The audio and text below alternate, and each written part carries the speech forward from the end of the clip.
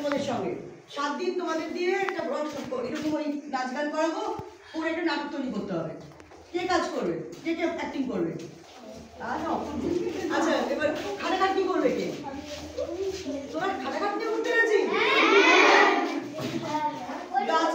গাছ কেটে নাটকের যে সাজসজ্জা হয় না, চেয়ার টেবিল বসার জায়গা উঠোন খেলাধুলা, যে স্টেজটাকে সাজাই আমরা, ওই গাছ কেটে বই এনে কে করবে?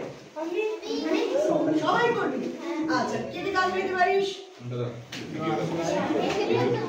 তোরা গান গাইতে পারিস? নাচতে পারিস কে?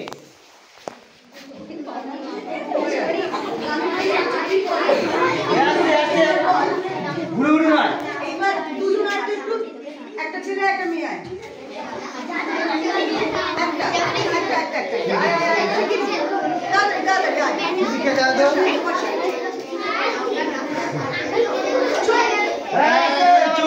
নাটকের প্রথম কথা হচ্ছে টিচার, যেমন স্কুলে তোমাদের হয়, শিক্ষক যা বলবেন সেটা মানতে হবে।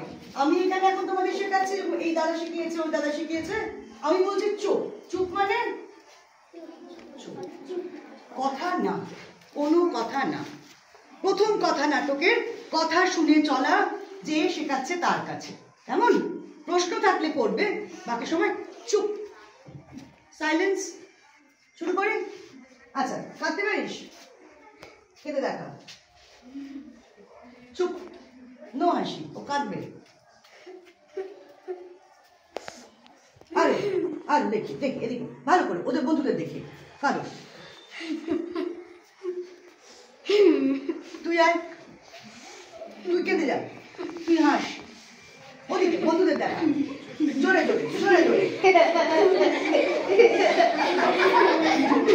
আচ্ছা, খুব ভালো খুব ভালো। এইবার আমাকে তোরা বল, তোরা হাসলি কেন?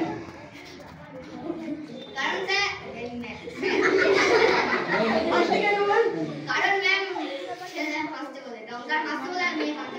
হ্যাঁ, একদম ঠিক উত্তর দিয়েছিস।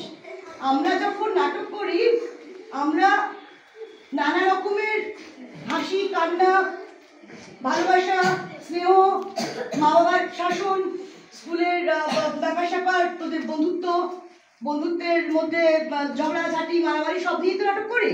এইগুলোকে বলা হয় এক এক ধরনের আবেগ, ভাব। ভাব বুঝিস? ভাব মানে কিন্তু শুধু ওই বুড়া মনে এমন থেকে ভাব নয়।